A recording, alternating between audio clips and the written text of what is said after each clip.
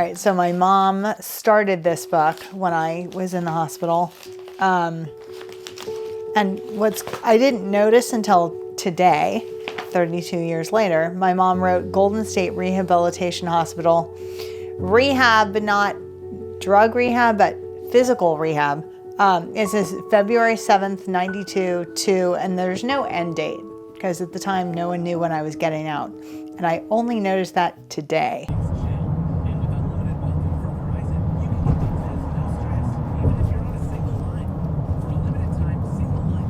I don't like people who take advantage of handicap parking. And I don't actually call it handicap parking, I call it blue parking or priority parking.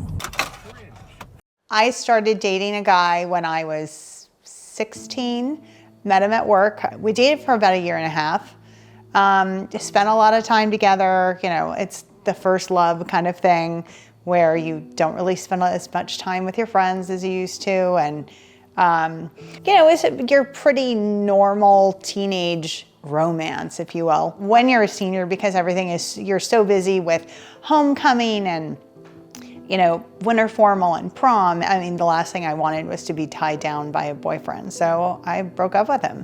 He had really strange family issues that I now know impacted him a lot. His dad was an alcoholic.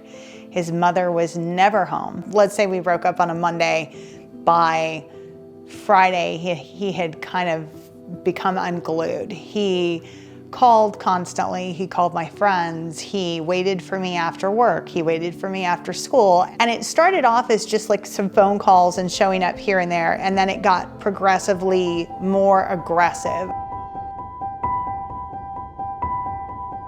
I remember my mom telling me to be careful.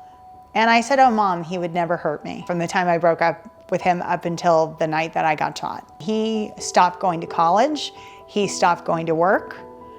Just all in a week's time. I went skating that night. He showed up at the rink. He knew my patterns. I said, you know, go home. I'll call you later, which I had no intention of doing. He left and he came back about an hour later. The last thing I remember is walking out the door of the rink and looking at the ground as I walked out the door, and I was just annoyed.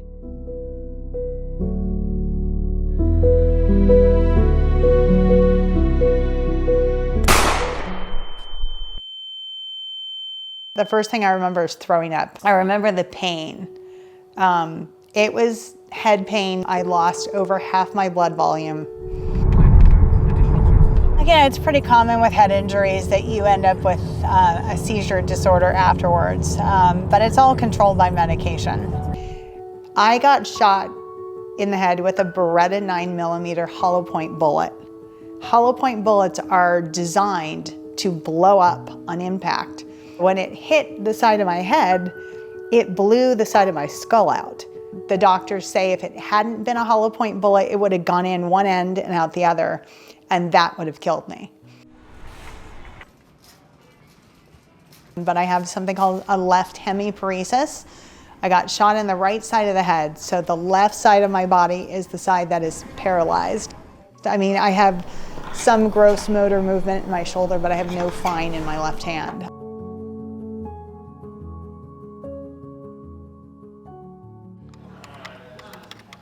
LAX, Rockefeller Plaza, Sacramento. I don't know why we always have a Philadelphia shot, but there's the Bay Area. Nice day in the Bay Area. When I learned how to pull air checks as an intern, I pulled the air check from that night because I wanted to see. I didn't want to get upset. I wanted to see if I would remember anything, and I don't. I mean, it's been 32 years.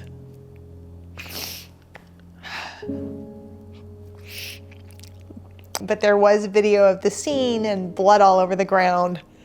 And there was video of the paramedics working on him. Because after I got shot, he shot himself. And he was probably dead when he hit the ground, but you could see through the back of the ambulance they were doing CPR on him. And we ended up being taken to the same hospital. When they got there, he was dead. I was not. They had shaved my head. I had this huge scar from here all the way down the back of my head. I looked awful. The first time I caught a glimpse of myself in the mirror, I just cried. And I remember a nurse telling me I was just gonna have to get used to this.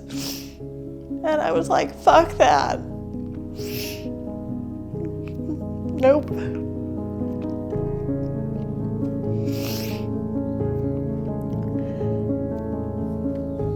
I was not gonna let anyone tell me I couldn't do something.